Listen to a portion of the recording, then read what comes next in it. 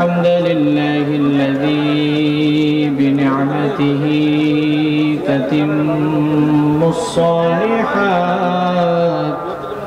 الذي علم القرآن خلق الإنسان وكرم وعلمه من البيان ما لم يعلم فسبحان الذي لا يحصى امتنانه باللسان ولا بالقلم نستغفره ونتوب إليه ونشهد أن لا إله إلا الله وحده لا شريك له ونشهد أن سيدنا وسندنا وحبيبنا وطبيبنا وطبيب أرواحنا محمدا عبد الله ورسوله أرسله بالحق بشيرا ونذيرا وداعيا إلى الله بإذنه وسراجا وقمرا منيرا أما بعد فقد قال الله تعالى في كلامه المجيد وفي فرقانه الحميد أعوذ بالله من الشيطان الرجيم بسم الله الرحمن الرحيم إن الله وملائكته يصلون على النبي يا أيها الذين آمنوا صلوا عليه وسلموا تسليما সবাই দুরূদ ইব্রাহিম পড়েন اللهم صل على محمد وعلى آل محمد كما صليت على إبراهيم وعلى آل إبراهيم إنك حميد مجيد اللهم بارك على محمد وعلى آل محمد كما باركت على إبراهيم وعلى آل إبراهيم إنك حميد مجيد ربي زدني علما ربي زدني علما رب اشرح لي صدري ويسر لي أمري واحلل عقدة من لساني يفقه قولي سبحانك لا علم لنا إلا ما علمتنا إنك أنت العليم الحكيم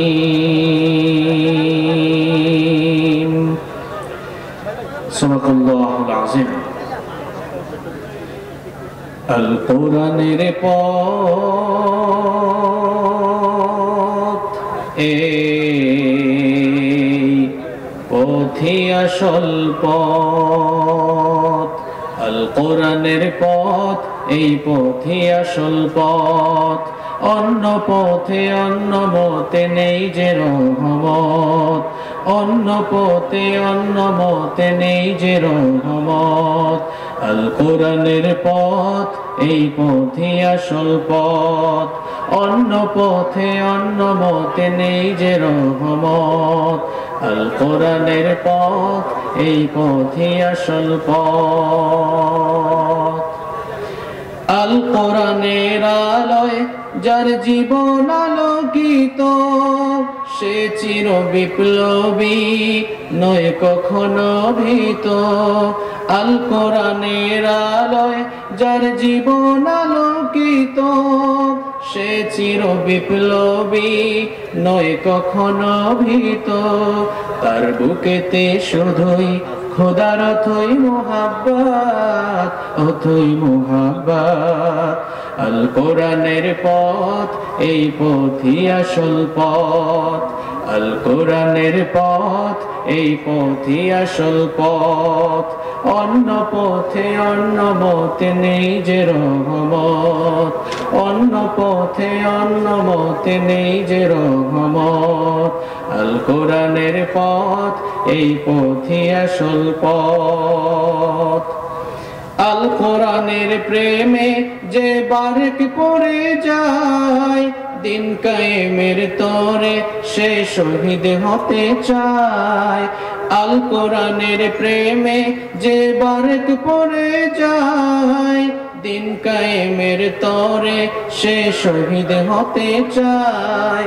সে জিহাদের রাহে গড়ে নিজের ভবিষ্যৎ, নিজের ভবিষ্যৎ। আল কোরআনের পথ এই পথই আসল পথ, আল কোরআনের পথ এই পথই আসল পথ। অন্য পথে অন্য মতে নেই যে রহমত, অন্য পথে অন্য মতে নেই যে রহমত। আল কোরআনের পথ এই পথই আসল পথ। করেন আলহামদুলিল্লাহ। বাংলাদেশের অত্যন্ত সুপরিচিত এবং ঐতিহ্যবাহী কক্সবাজার জেলার পেকুয়া উপজেলার পেকুয়া সমাজ উন্নয়ন পরিষদের উদ্যোগে আয়োজিত আজকের এই ঐতিহাসিক তাফসীরুল কোরআন মাহফিলের মুহতারাম শ্রদ্ধাভাজন সভাপতি, মঞ্চে উপস্থিত অত্র এলাকার সম্মানিত এবং বিশিষ্ট ব্যক্তিবর্গ, উপস্থিত বিভিন্ন রাজনৈতিক দলের সম্মানিত নেতৃবৃন্দ, সামাজিক নেতৃবৃন্দ, উপস্থিত সম্মানিত উলামায়ে কেরাম, আমার সামনে বসা অত্র এলাকার পার্শ্ববর্তী এবং দূর দূরান্ত থেকে আগত আল্লাহর দ্বীন প্রেমী, কোরআন প্রেমী সর্বস্তরের তাওহীদি জনতা, যুগে যুগে আল্লাহর জমিনে আল্লাহর দ্বীনকে প্রতিষ্ঠার জন্য যারা সবচাইতে বেশি অগ্রণী ভূমিকা পালন করেছেন, আমার সম্মানিত যুবক এবং তরুণ ভাইয়েরা, স্কুল, কলেজ, ইউনিভার্সিটি এবং বিভিন্ন মাদ্রাসা পড়ুয়া আমার প্রাণ প্রিয় মেধাবী ছাত্র ভাইয়েরা, ঘরে বসে পর্দার অন্তরায় থেকে যারা শুনছেন, শ্রদ্ধেয়া সম্মানিতা মা এবং বোনেরা, উপস্থিত ইসলাম প্রিয় প্রাণ প্রিয় সাংবাদিক ভাইয়েরা, উপস্থিত সম্মানিত প্রাণ প্রিয় সংগ্রামী বীর চট্টলাবাস, আপনারা সবাই কেমন আছেন? পেছনের ভাইরা কেমন আছেন? এদিক থেকে কোনো আওয়াজই আসে না। আপনারা কেমন আছেন? আলহামদুলিল্লাহ। আমাদেরকে ভালো রেখেছেন কে? গোটা দুনিয়ার প্যান্ডামিক এই সিচুয়েশনে ভালো আছি এটা বলতে পারা কিংবা ভালো থাকতে পারা, এটাই হচ্ছে বর্তমান দুনিয়ার সবচেয়ে বড় নিয়ামত, ঠিক কি না?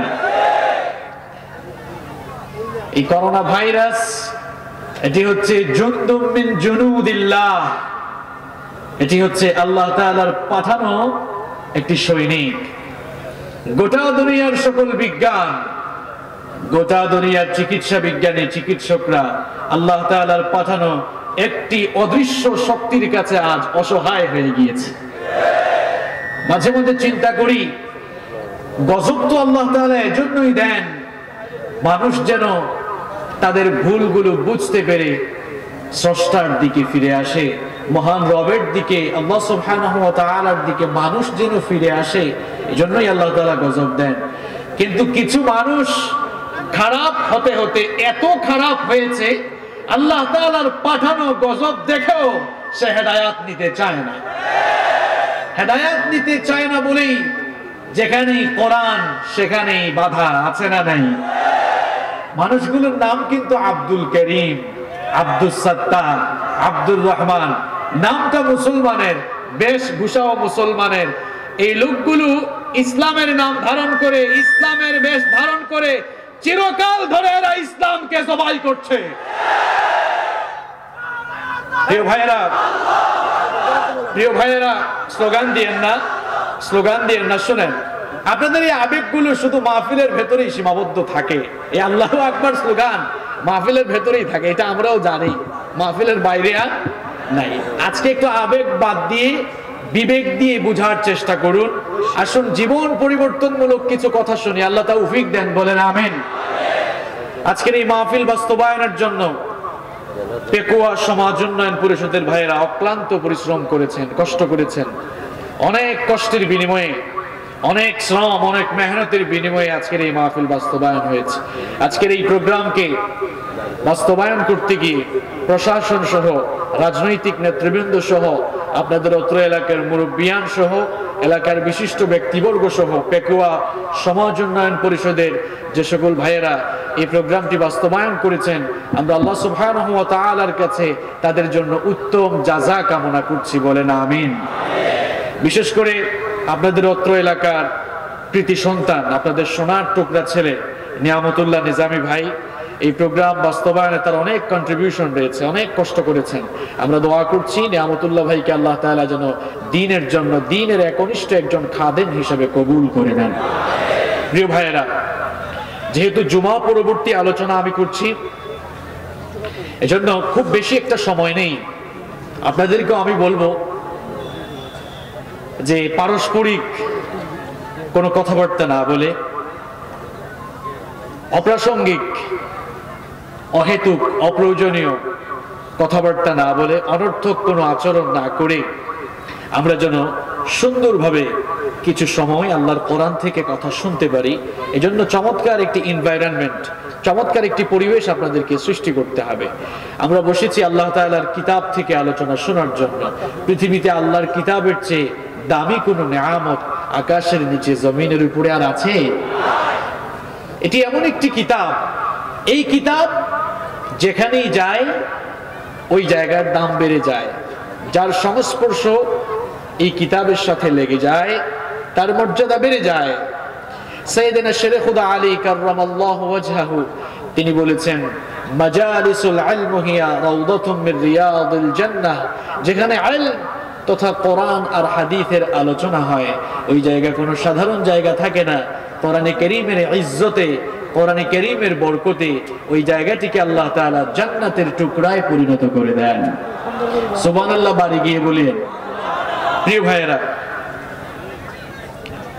প্রিয় ভাইয়েরা, আপনারা যে ময়দানে বসে আলোচনা শুনছেন, যে মাঠে বসে আলোচনা শুনছেন, এটি আজ সাধারণ কোনো মাঠ নয়। কোরআনে কারীমের আলোচনা এই ময়দানে হয়েছে বলে এই ময়দানটিরও দাম বাড়িয়ে দিয়েছেন কে? তো ময়দানের দাম যদি বেড়ে যায়, এই মাঠের দাম যদি বেড়ে যায়, আপনারা যারা এই মাহফিলে কোরআনের টানে, কোরআনের ভালোবাসায় ছুটে আসলেন, আপনাদের দাম আল্লাহর কাছে কম না বেশি? তখনই বেশি হবে যখন কোরআনের সাথে আপনারা সম্পর্ক স্থাপন করতে পারবেন। এটি এমন একটি কিতাব যার সাথেই এর সংস্পর্শ লেগে যায় তার মর্যাদা বেড়ে যায়। কিভাবে দেখেন, আল্লাহ তাআলার অসংখ্য অগণিত ফেরেশতা রয়েছে, কিন্তু যেই ফেরেশতা এই কিতাব নিয়ে এসেছেন সেই ফেরেশতার নাম কি? হায় হায়, পেকুয়ার মানুষ জানে না সেই ফেরেশতার নাম কি? জিব্রাইল না, জিব্রিল। একটু সঠিক প্রনাউন্সিয়েশনটা আপনারা শিখে যান। ওই ফেরেশতার নাম হচ্ছে জিব্রিল। ফেরেশতার নামটা কি? আল্লাহ তাআলার অসংখ্য অগণিত ফেরেশতাকুলের মধ্য থেকে জিবরিল এই কোরআন নিয়ে এসেছেন বলে, কোরআন নিয়ে রাসূলের কাছে এসেছেন বলে তার মর্যাদা অন্যান্য ফেরেশতার চেয়ে বাড়লো না কমলো? কথাগুলো বুঝে বুঝে জবাব দিবেন। পৃথিবীতে আল্লাহ তাআলা মানবতার হেদায়েতের জন্য অসংখ্য অগণিত পয়গাম্বার পাঠিয়েছেন, কিন্তু যেই নবীর উপরে আল্লাহ তাআলার এই কিতাব কোরআন এসেছে সেই নবীর মর্যাদা অন্যান্য নবীদের চাইতে কম না বেশি? শুধু কি বেশি নাকি সবচাইতে বেশি? পৃথিবীতে অসংখ্য ভাষা রয়েছে, যেই ভাষায় এই কিতাব নাজিল হয়েছে সেই অ্যারাবিক ল্যাঙ্গুয়েজ, আরবি ভাষার দাম সবচাইতে কম নাকি সবচাইতে বেশি? অপেক্ষার মুসলমানরা ভালো করে শোনেন, আল্লাহর কিতাবই কোরআন যার সাথেই তার সংস্পর্শ লেগে যায় তারই মর্যাদা বেড়ে যায়। যেই ফেরেশতা এই কোরআন নিয়ে আসলেন ওই ফেরেশতার দাম বেড়ে গেল। যেই নবীর উপরে এই কোরআন নাজিল হলো সকল নবীদের উপরে তার মর্যাদা বেড়ে গেল। যেই ভাষায় এই কোরআন নাজিল হলো পৃথিবীর সমগ্র ভাষার উপরে এই ভাষার মর্যাদা বেড়ে গেল। আবার আপনারা দেখেন, বছরের মধ্যে 12টি মাস রয়েছে, যেই মাসে আল্লাহ তাআলা কোরআন নাজিল করেছেন সেই মাসের নাম কি? সেই মাসটিকে আল্লাহ তাআলা কোরআনের সাথে সংশ্লিষ্ট করে দিয়ে এই মাসের পরিচয় আল্লাহ কোরআনের সাথে সম্পর্কিত করে দিয়ে পরিচয় দিচ্ছেন, শাহরু রমাদানাল্লাযী উনজিলা ফীহিল কুরআন। রমাদান এটি সেই মাস যেই মাসে আল্লাহ তাআলা কোরআন নাজিল করেছেন। বছরে যে 12টি মাস রয়েছে 12টি মাসের মধ্যে রমাদানুল মুবারকের দাম কম না বেশি? প্রশ্ন হচ্ছে কেন বেশি? কারণ এই মাসে আল্লাহ তাআলা কোরআন নাজিল করেছেন। আবার বছরের মধ্যে 365 দিন আর 365 রাত্র রয়েছে। এই 365 দিন আর 365 রাত্রের মধ্যে একটি রাতের দাম সবচাইতে বেশি। সবাই বলেন তো সেই রাতের নাম কি? মাশাআল্লাহ, জানেন আপনারা? লাইলাতুল কদর। লাইলাতুল কদরি খায়রুম মিন আলফি শাহর। এটি 1000 মাস। ক্যালকুলেটরে হিসাব করে দেখেন, 1000 মাস সমান 83 বছর 4 মাস। অর্থাৎ এই একটি রাত, এই রাতের শ্রেষ্ঠত্ব, এই রাতের স্পেশালিটি, এই রাতের ডিগ্রিটি এত বেশি যে 1000 মাস 83 বছর 4 মাসের চাইতেও, 83 বছর 4 মাসের চাইতেও এই রাতের মর্যাদা আল্লাহর কাছে অনেক বেশি। সুবহানাল্লাহ। কোরআনের সাথে যার সংস্পর্শ লাগে, যার সম্পর্ক হয়, তার মর্যাদা বাড়ে। দেখেন, যেই ফেরেশতা কোরআন নিয়ে আসলেন ওই ফেরেশতার দাম বেড়ে গেল। যেই নবীর উপরে কোরআন আসলো ওই নবীর মর্যাদাও বেড়ে গেল। যেই ভাষায় কোরআন অবতীর্ণ হলো ওই ভাষা সবচাইতে শ্রেষ্ঠ ভাষায় পরিগণিত হয়ে গেল। যেই মাসে কোরআন আসলো ওই মাসটাও দামি মাস হয়ে গেল। আবার যেই রাতে কোরআন আসলো ওই রাতেরও দাম বাড়িয়ে দিলেন কি? দেখেন, কাঠ দিয়ে ফার্নিচার বানানো হয়, সোফা বানানো হয়, কাঠ দিয়ে আসবাবপত্র বানানো হয়। কাঠের সাথে, ফার্নিচারের সাথে মানুষের পা লাগে। কেউ কি কখনো সম্মান বা ভক্তি করে সেগুলোকে চুমু খেয়েছে? বা আপনারা এখানে এসেছেন, আমি যদি বলি যে কোরআন 100% বিশুদ্ধ করে তেলাওয়াত কে কে জানেন, আমার তো মনে হয় 97 বা 98% হাত এখান থেকে উঠে যাবে। গোটা দুনিয়ায় মুসলমানরা কেন মার খাবে না বলেন আমাকে? গোটা দুনিয়ায় মুসলমানরা এজন্যই মার খাচ্ছে, এজন্যই অধঃপতিত হচ্ছে, কারণ আল্লাহ তাআলা তাদেরকে জীবন পরিচালনার যে গাইডলাইন দিয়েছেন ওই গাইডলাইন তারা এখনো বিশুদ্ধ করে তেলাওয়াত করতেই জানে না। দেখছেন, আবার ঠিকও কয়, কেমন ভদ্র, স্বীকার করে যে আমরা পারি না। যুবক আর তরুণ ভাইয়েরা, আমি কথাগুলো আজকে যুবক তরুণদেরকে উদ্দেশ্য করে বলতে চাই। তুমি অনার্স, মাস্টার্স, পিএইচডি করার জন্য বিদেশে যেতে চাও। বিদেশে যাওয়ার জন্য তুমি ইংলিশ ল্যাঙ্গুয়েজের কোর্স করো, আইএলটিএস করো, টুফেল করো, জিআরই করো। আবার চায়নায় যাবে, এই জন্য চাইনিজ ল্যাঙ্গুয়েজের কোর্স করে, চুয়াং ওয়াং ওয়াং আছে না নাই? আবার কোরিয়ায় যেতে চায়, কোরিয়ান ল্যাঙ্গুয়েজের কোর্স করে। জার্মানিতে যেতে চায়, জার্মানির ল্যাঙ্গুয়েজের কোর্স করে। এটা আপনি করবেন, কোনো অসুবিধা নাই। কিন্তু আমার প্রশ্ন হচ্ছে আপনার কাছে, আপনি দুনিয়ায় সুন্দর একটি ক্যারিয়ার সাজাবার জন্য, উচ্চশিক্ষার জন্য দেশের বাইরে যাবেন, এজন্য আপনি বিভিন্ন ভাষার কোর্স করতে পারেন। এখানে আপনি সময় বিনিয়োগ করেন, টাকাও বিনিয়োগ করে, আইএলটিএস এক্সামের জন্য 20,000 টাকা দিয়ে দেয়। কিন্তু আপনার বিবেকের কাছে আমার প্রশ্ন, যেই কিতাব শিখলে একটি জান্নাত উপযোগী জীবন আপনি গঠন করবেন, যেই কিতাব শিখলে আপনি জান্নাতের দিশা পাবেন, ওই কিতাব শেখার জন্য কত টাকা খরচ করেছেন, কিংবা ওই কিতাবের তেলাওয়াত শেখার জন্য আপনার জীবনের কি পরিমাণ সময় আপনি বিনিয়োগ করেছেন, এই প্রশ্ন আপনার বিবেকের কাছে আমি রাখলাম। কোথায় সময় চলে যাচ্ছে? যুবক আর তরুণ ভাইয়েরা, যারা স্কুলে পড়ো, কলেজে পড়ো, ইউনিভার্সিটিতে পড়ো, তোমাকে বলছি আমি, তুমি বিশ্ববিদ্যালয়ে পড়ো, তুমি যখন ইংরেজিতে কথা বলো খুব চমৎকার করে ইংরেজিতে কথা বলতে পারো, কিন্তু তুমি আউযু বিল্লাহ বিসমিল্লাহ শুদ্ধ করে পড়তে জানো না। আমি তোমাকেই বলছি তুমি সুন্দর করে ইংরেজিতে কথা বলতে পারো, তুমি হয়তো উচ্চ শিক্ষায় শিক্ষিত হয়ে কিংবা ডক্টরেট ডিগ্রি নিয়ে খুব নামধারী একজন লোক তুমি হয়ে যেতে পারো, দেশের স্বনামধন্য একজন মানুষ হয়ে যেতে পারো, কিন্তু আমি তোমাকেই বলছি, তুমি যদি কোরআন শিখতে না পারো আল্লাহর জান্নাতের গন্ধও তুমি পাবা না। প্রিয় ভাইয়েরা, আজ পেকুয়ার এই ঐতিহাসিক মাহফিলে এই সিদ্ধান্ত নিয়ে বাড়ি ফিরেন যে কোরআন আমাকে শিখতে হবে, কারণ এই কিতাব দিয়েছেন কে? এই কিতাব দিয়েছেন কে? আপনি কোচিং করতে পারেন এত টাকা দিয়ে, এত সময় বিনিয়োগ করতে পারেন, কোরআন শিখতে 2-3 মাসের বেশি সময় লাগে না, কেন আপনি কোরআন শিখেন না? আচ্ছা, আপনি যে কোরআন শিখছেন না, আপনি তো নামাজ আদায় করছেন, আপনার নামাজ কি হচ্ছে? কারণ নামাজ আদায়ের জন্য, নামাজ কবুল হওয়ার জন্য একটি গুরুত্বপূর্ণ শর্ত হচ্ছে বিশুদ্ধ তেলাওয়াত জানা। এখন আপনি তো কোরআন আপনার মতো বলেন, কোরআনের মতো কোরআন পড়েন না, কিংবা কোরআন যেভাবে মানে পড়া দরকার সেভাবে পড়ে না। কয় হুজুর আমরা তো কোরআন পারি, কিরকম? কয় আলাম তারা কাইফা ফাআলা রাব্বুকা, এরকম পড়ে, মানে তার মতো যেখানে মন চায় সেখানে তাম দেয়। এই আপনার মতো এরকম কোরআন পড়লে কোরআন হবে? কথা কন না কেন? হবে? এটা কোন জাতের পড়া আপনি পড়েন? আপনি তো এখনো বিশুদ্ধ করে তেলাওয়াত শিখলেন না, কি জবাব দিবেন আল্লাহর কাছে? বয়স তো 20 বছর হয়ে গেল, 25 বছর হয়ে গেল, 30 বছর হয়ে গেল, দাড়ি পেকে গেল, চুল পেকে গেল, কখন আর কোরআন শিখবেন? এই কোরআন শেখা মুসলমানদের জন্য নফল, তাই না? যারা বললো না তাদের জন্য নফল মনে হয়। কথা কন না কেন? কোরআন শেখা কি? কোরআন শেখা কি? আপনি তো কোরআনে শিখলেন না। কোন শয়তানের সঙ্গে বসবাস আপনার? কোন ইবলিসের সাথে বন্ধুত্ব আপনার? কারণ শয়তান মানব সন্তানকে যে কাজটি করাবার জন্য সবচাইতে বেশি লেগে থাকে, সেই কাজটা কি জানেন? শয়তান কখনো মানব সন্তানকে, একটা আদম সন্তানকে, মুমিনকে কখনো কোরআনের কাছে যেতে দেয় না, কোরআন শিখতে দেয় না। কারণ কোরআন শিখে ফেললেই তো সে শয়তানকে চিনে ফেলবে, আল্লাহ চিনে ফেলবে। এজন্য ধোঁকা দিয়ে দিয়ে যদি আপনাকে কোরআন থেকে দূরে রাখতে পারে, শয়তানের লাভ আছে না নাই? কথা বলেন, আছে না নাই? আল্লাহ রাব্বুল আলামিন কোরআনে কারীমের 73 নম্বর সূরা সূরাতুল মুজাম্মিলের 4 নম্বর আয়াতে বড় সুন্দর করে বললেন, ওয়ারাতিলিল কুরআনা তারতিলা। তারতিলের সাথে, তাজবীদের সাথে, তাহসিনের সাথে সুন্দর করে ধীরস্থির ভাবে কোরআনে কারীম তেলাওয়াত করো। আল্লাহ তাআলা বললেন, এই কোরআনটা তেলাওয়াত করো, কোরআনের তেলাওয়াত শিখো। কিন্তু আপনি কোরআন শিখছেন না, আশা করে বসে আছেন কিয়ামতের দিন রাসূলের কাছ থেকে সুপারিশ পাবেন। আহারে কপাল পোড়া মুসলমান, অভাগা দুর্ভাগা মুসলমান, ভালো করে শুনেন।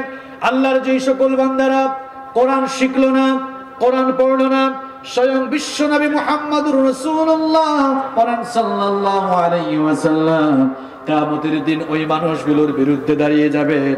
কোরআনে কারীমের 25 নম্বর সূরা সূরাতুল ফুরকানের 30 নম্বর আয়াতে আল্লাহ তাআলা বলছেন, ওয়াকালার রাসূলু ইয়া রাব্বি ইন্না কওমি ইত্তাখাযু হাযাল কুরআনা মাহজুরা। পেকুয়ার ভাইয়েরা, আমার ব্যক্তিগত একটা ফিলিংস আপনাদের সাথে শেয়ার করি। আল্লাহর কসম, এই আয়াতটি যেদিন আমি পড়েছিলাম সেদিন রাত আমি ঘুমাতে পারি নাই। কি ভয়ঙ্কর কথা! এটি যদি আপনি বুঝে থাকেন, আল্লাহর কসম, যতক্ষণ না আপনি কোরআন শিখবেন আপনি পাগল হয়ে যাবেন। কি ভয়ঙ্কর কথা! আল্লাহ তাআলা বলছেন, কিয়ামতের দিন রাসূল কিছু লোকদের বিরুদ্ধে দাঁড়িয়ে বলবেন, ইন্না কওমি ইত্তাখাযু হাযাল কুরআনা মাহজুরা। ওগো আল্লাহ, আমার কওমের, আমার উম্মতের এই লোকগুলো কোরআনকে পরিত্যাগ করেছে, আমিও তাদেরকে পরিত্যাগ করব। নাউযু বিল্লাহি মিন যালিক। আপনি ঘুমান কেমনে? আপনি কোরআন এখনো শুদ্ধ করে পড়তে জানেন না, শান্তির ঘুম আপনার আসে কেমনে? আপনি কোরআন শিখছেন না, যেই নবীর কাছে কোরআন নাজিল হয়েছে ওই নবী আপনার বিরুদ্ধে কিয়ামতে দাঁড়িয়ে যাবেন। শুধু যে নবী দাঁড়াবেন তাই নয়, আরো ভয়ঙ্কর কিছু কথা রয়েছে, ভালো করে শুনেন। কোরআনে কারীমের 20 নম্বর সূরা সূরাতুত তাহা এর 124 থেকে 126 নম্বর আয়াতে আল্লাহ পাক সুন্দর করে বলছেন, ওয়ামান আরাদা আন যিকরি ফাইন্না লাহু মাঈশাতান দানকা ওয়া নাহশুরুহু ইয়াওমাল কিয়ামাতি আ'মা। প্রিয় ভাইরা ভালো করে শুনেন, আল্লাহ তাআলা বলছেন যারা আমার জিকির অর্থাৎ কোরআন থেকে মুখ ফিরিয়ে নেয় তাদের জন্য আমি 3টি শাস্তি রেখেছি। জুড়ে বলেন কয়টা? আরো জুড়ে কয়টা?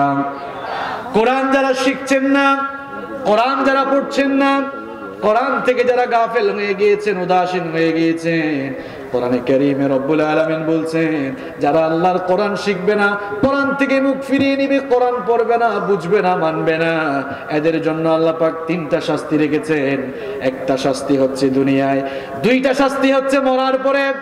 1 নম্বর শাস্তি হচ্ছে ফাইন্না লাহু মাঈশাতান দানকা, আল্লাহ পাক বলছেন আমি তাদের জীবনকে সংকীর্ণ করে দেব।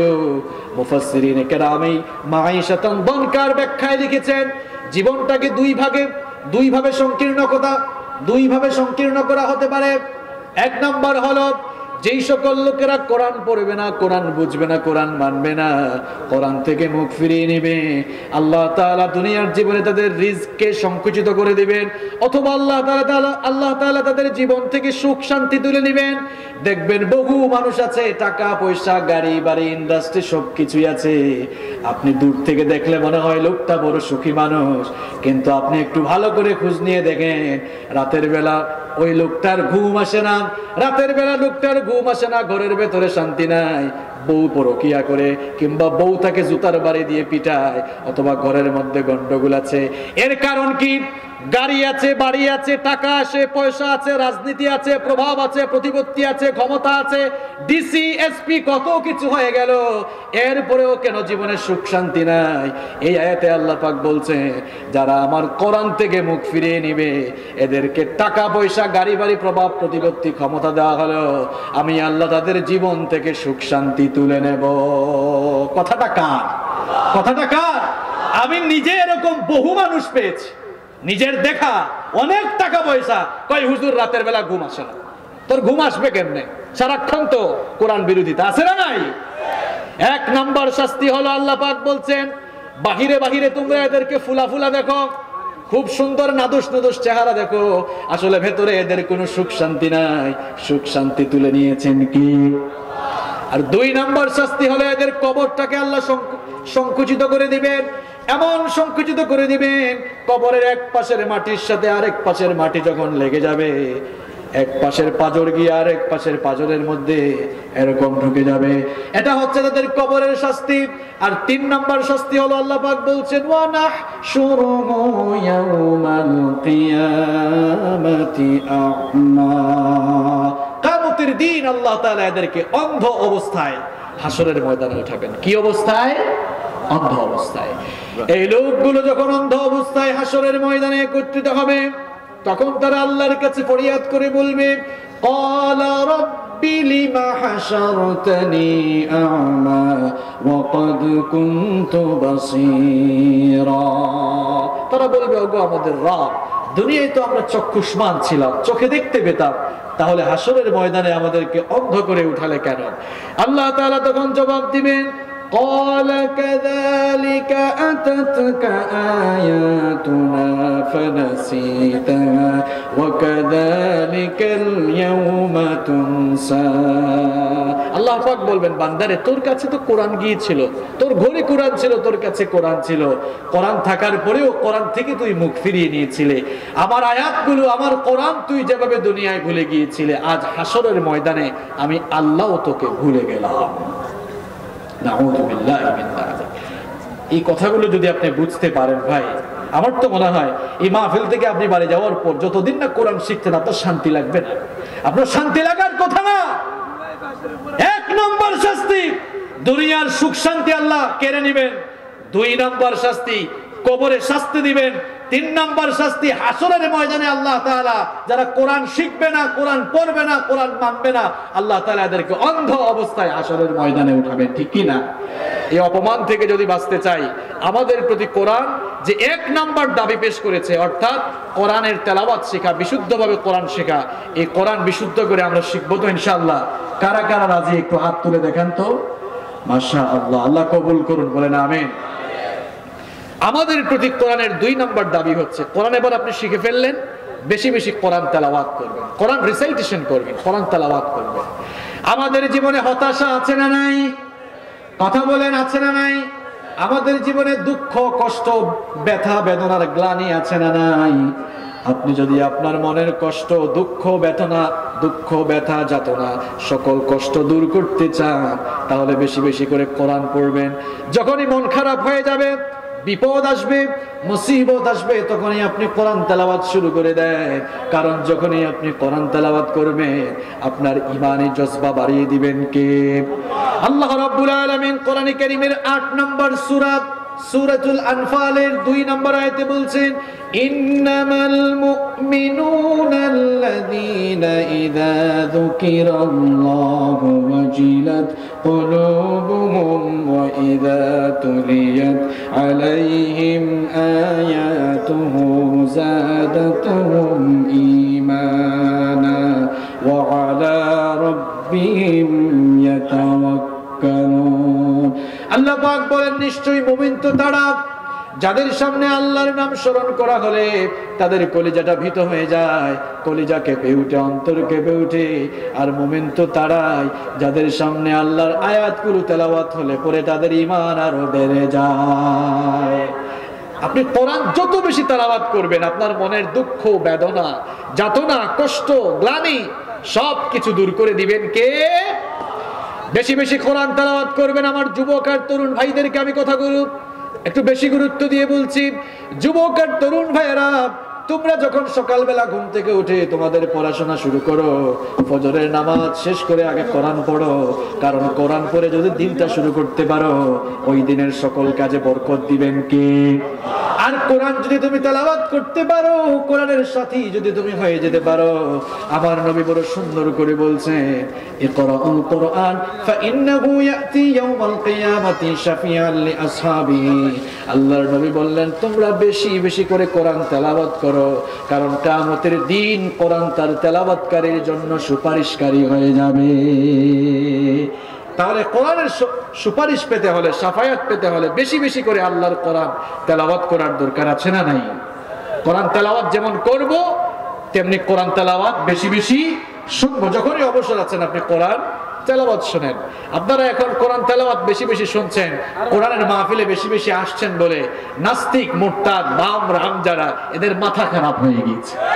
কেন খারাপ হয়ে গিয়েছে? কারণ তাদের পুকুরের জিয়ানো মাছ সব, তাদের পুকুরের সকল জিয়ানো মাছ এখন ইসলামের পুকুরে চলে যাচ্ছে। এজন্য হাঁস মুরগি চোরা যারা, এদের মাথা খারাপ হয়ে গিয়েছে। আসলে কোন আলেম ওলামাদের বিরোধিতা এদের মুখ্য উদ্দেশ্য নয়। আমি তো সব সময় বলি, ইসলাম বিরোধী রাম বাম নাস্তিক মুরতাদরা কখনো কোনো ব্যক্তি বা দলকে টার্গেট করে কাজ করে না, বরং তারা গোটা মুসলিম উম্মাহ, আলেম ওলামা ধ্বংসের ষড়যন্ত্র নিয়ে তারা কাজ করে। কিন্তু আমাদের অনুভূতি, প্রিয় ভাইরা বসেন, আপনাদের এত আবেগ দেখায়, খালি স্লোগান দেন আল কোরআনের আলো ঘরে ঘরে জ্বালো। আর আপনাদের এইসব এলাকায় আরেকটা স্লোগান দেয়, কয় সংসদে জ্বালো। এসব ফালতু স্লোগান বাদ দেন, নিজের অন্তরে আগে কোরআনের আলো জ্বালান। আউযুবিল্লাহ বিসমিল্লাহ জানে না, কয় ঘরে ঘরে আগুন এই যে মানে করবে কোরআনের আলো জ্বালতে, নিজের অন্তরে আগে জ্বালান। এজন্য স্লোগান চেঞ্জ করে দিতে হবে। এখন নতুন স্লোগান, আল কোরআনের আলো মানুষের হৃদয়ে হৃদয়ে, অন্তরে অন্তরে জ্বালো। আপনি মানুষের অন্তরে কোরআনের আলো জ্বালায় দেন, দেখবেন এই মানুষগুলোই সমাজকে আলোকিত করে দিবে। আর আপনারা যেটা চান, আপনারা সকলেই চান যে ইসলামের আলোকে শুধু বাংলাদেশ নয়, গোটা বিশ্ব পরিচালিত হোক। আপনারা চান কি চান না? এই চাওয়াটা শুধু চাওয়ার মধ্যেই সীমাবদ্ধ থাকবে না। ইমাম মাহদী আসবেন, ইমাম মাহদী যখনই আসবেন, তামাম দুনিয়ার নাস্তিক, মুরতাদ, ইসলাম বিরোধীরা সাগরের জলে ভেসে যাবে। আর গোটা দুনিয়ায় ইসলামের পতাকা, কালেমার পতাকা পথ পথ করে উড়বে ইনশাআল্লাহ। আমাদের কাঙ্ক্ষিত স্বপ্ন পূরণ হবে ইনশাআল্লাহ।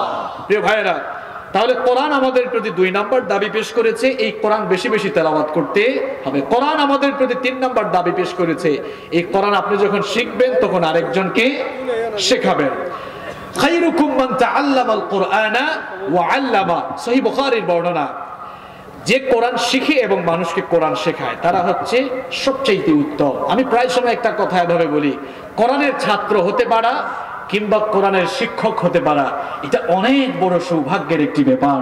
এই জন্যই সৌভাগ্যের ব্যাপার, কারণ আল্লাহ রাসূলের ভাষায় কোরআন যারা শিখে এবং মানুষকে শেখায় তারা হচ্ছে এই জগতে আকাশের নিচে জমিনের উপরে সবচাইতে শ্রেষ্ঠ মানুষ। কোরআনওয়ালা লোকদেরকে আমরা চিনলাম না, হামেলে কোরআন যারা, এই কোরআন যারা পড়লো, কোরআন যারা রিসার্চ করলো, এখন তাদেরকে আমরা ধর্মের অপব্যাখ্যাকারী বলি। কি আজীব অবস্থা! বুখারী শরীফ পড়াইতে পড়াইতে চুলদারি পেকে গিয়েছে, এই লোকগুলাকে এখন কয় যে এরা ধর্মের সঠিক ব্যাখ্যা দিতে জানে না। যারা আউযু বিল্লাহ বিসমিল্লাহ শুদ্ধ করে পড়তে জানে না তারাই এখন আউযু বিল্লাহ বিসমিল্লাহ ওয়ালাদের ভুল ধরে। এটা ভালো লক্ষণ না, এগুলো কিন্তু কিয়ামতের আলামত, এগুলো কিয়ামতের আলামত। হাঁস মুরগি চোর যারা এখন তারাই হয়ে গেছে ধর্মের সবচেয়ে বড় মুফতি। আর বুখারী শরীফ পড়াইতে পড়াইতে একেবারে চুলদারি পেকে গিয়েছে, এই লোকগুলো এখন ধর্মের অপব্যাখ্যাকারী হয়ে গিয়েছে।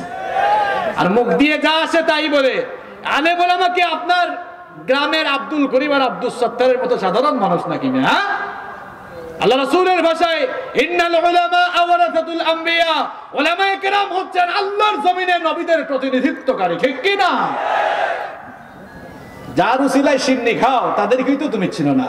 উলামায়ে কেরাম এরা হচ্ছেন এই জাতির শ্রেষ্ঠ সন্তান।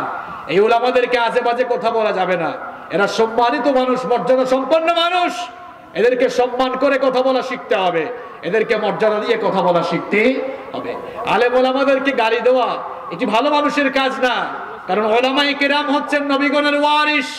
নবীদেরকেও দিন বিরোধীরা গালিগালাজ করতো, এখন যারা নবীদের উত্তরসূরিদেরকে গালিগালাজ করে এরাও ওই দিন বিরোধীদের প্রেতাত্মা। আর এরা পিতৃ পরিচয়হীন অবৈধ জারদ সন্তান ছাড়া আর কিছুই হতে পারে। আলেমদের প্রতি এত জ্বালাপুরা কেন? তোমার মা বাপের বিয়ে কি আলেম পড়ায় নাই? এত জ্বালাপুরা কেন? আলেমদেরকে দেখলেই কিছু মানুষের দেখবেন অটোমেটিক চুলকানি শুরু হয়, আছে না নাই? এত চুলকানি কেন? আলেমদেরকে দেখলেই যদি এত চুলকানি বেড়ে যায়, তোমার জন্ম নিয়েই তো সন্দেহ আছে। মা বাপের বিয়ে কি আলেম পড়ায় নাই? তোমার মা বাপকে গিয়ে জিজ্ঞেস করো, আলেম দেখলে এত জ্বালাপুরা কেন? এই আলেম কিন্তু তুমি মরলে জানাজা দিবে। এখন যারা বেশি লাফালাফি করছে, আলেমরাও তাদেরকে চিহ্নিত করে রাখছে, এই সকল লোকদেরকে কোনো আলেম জানাজা দিবে না।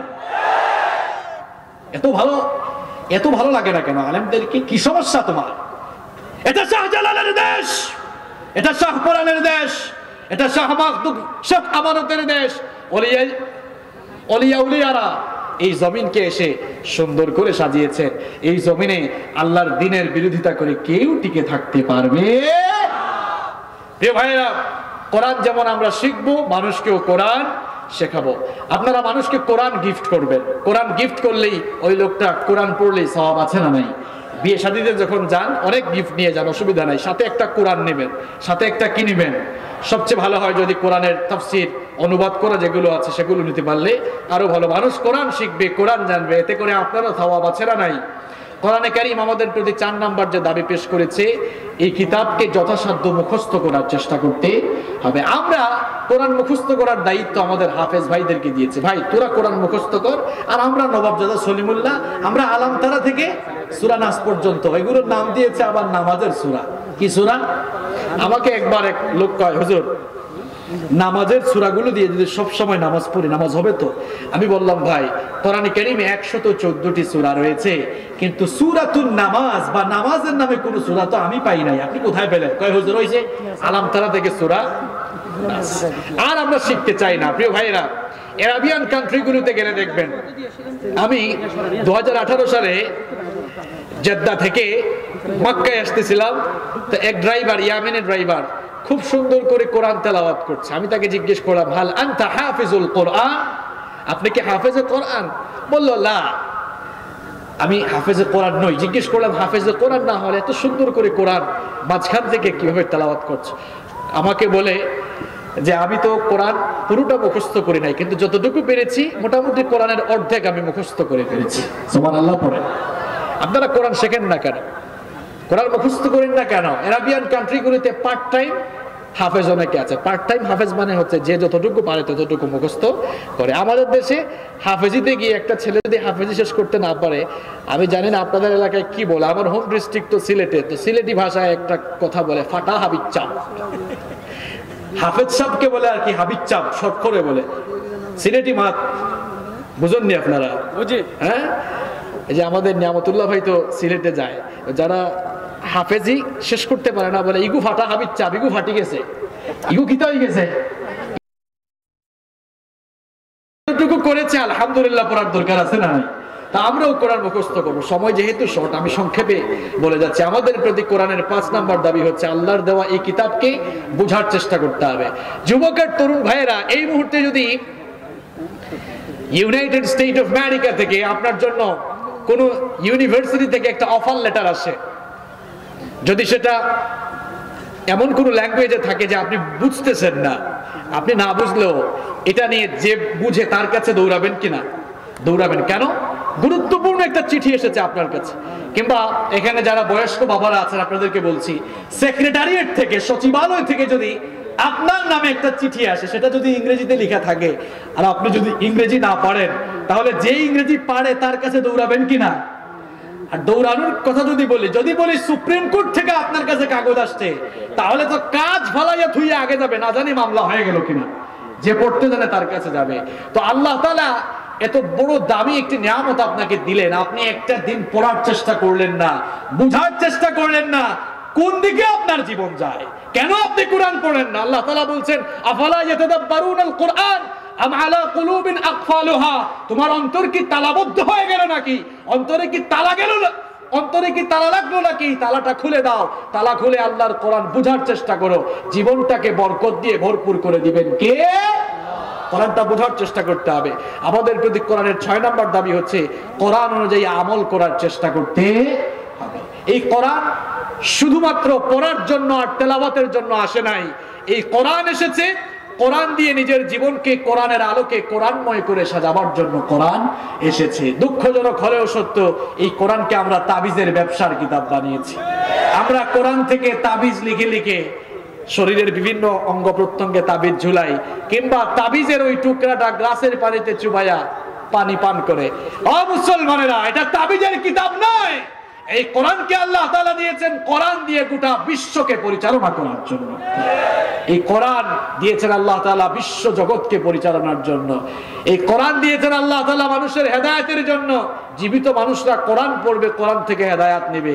দুঃখ করে বলতে হয়, কোরআনকে আমরা এখন মরা মানুষের কিতাব বানিয়েছি।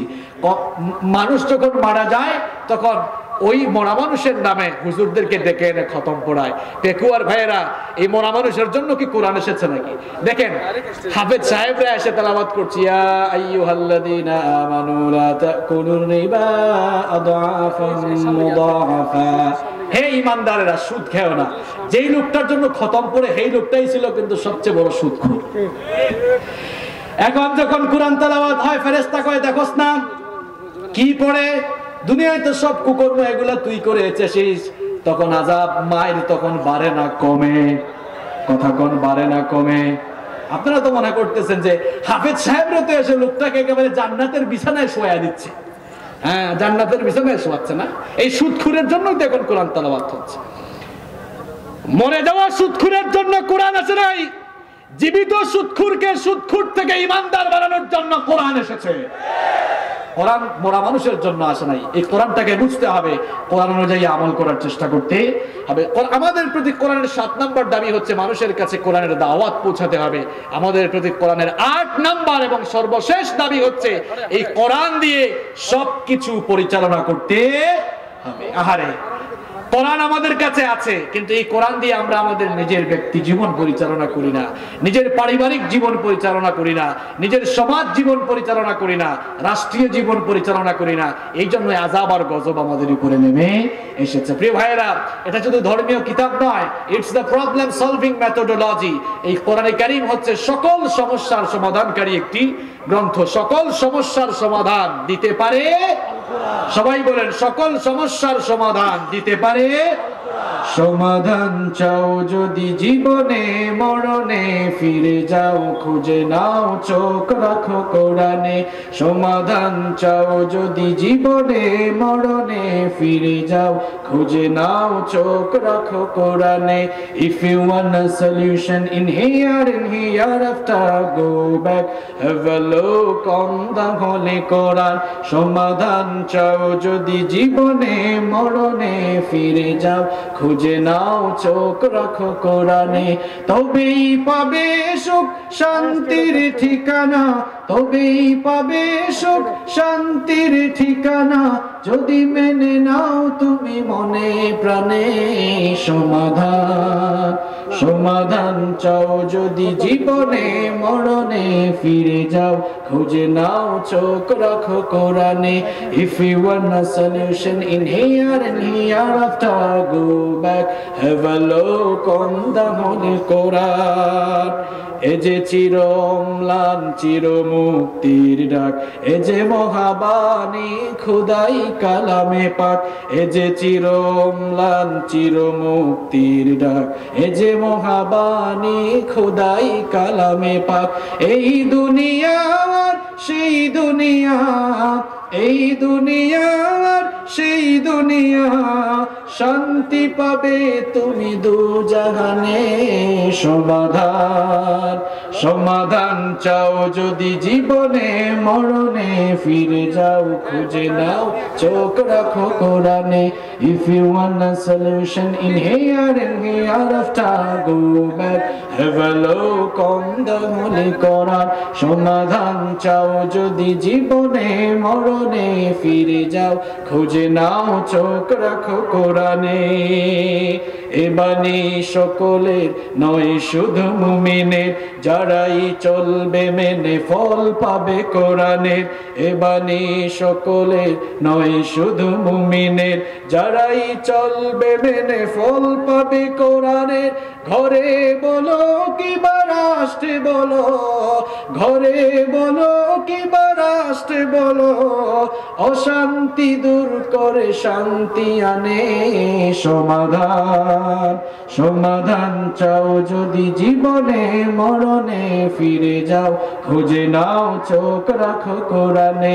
If you want a solution in here and hereafter, go back, have a look on the Holy Quran. সমাধান চাও যদি জীবনে মরণে, ফিরে যাও খুঁজে নাও চোখ রাখো কোরআনে। If you want a solution in here and hereafter, go back, have a look on the Holy Quran. ঠিক কি না? এই কোরআন ছাড়া সমাধান পাওয়া যাবে। কোরআন নিজের ব্যক্তি জীবনে যেমন থাকবে, নিজের পারিবারিক জীবনে, সমাজ জীবনে, রাষ্ট্রীয় জীবনেও কোরআন থাকার দরকার আছে না নাই? এই কোরআনে কারীমের ভেতরে সব কিছু আছে না নাই? আল্লাহ রাব্বুল আলামিন বলছেন, وَنَزَّلْنَا عَلَيْكَ الْكِتَابَ تِبْيَانًا لِكُلِّ شَيْءٍ وَهُدًى وَرَحْمَةً وَبُشْرَى لِلْمُسْلِمِينَ। এমন একটি কিতাব আপনার উপরে অবতীর্ণ হয়েছে যেখানে কোনো কিছু আমি বাদ দেই নাই। মা ফাররাতনা ফিল কিতাবি মিন শাই, কিছুই বাদ দেওয়া হয় নাই।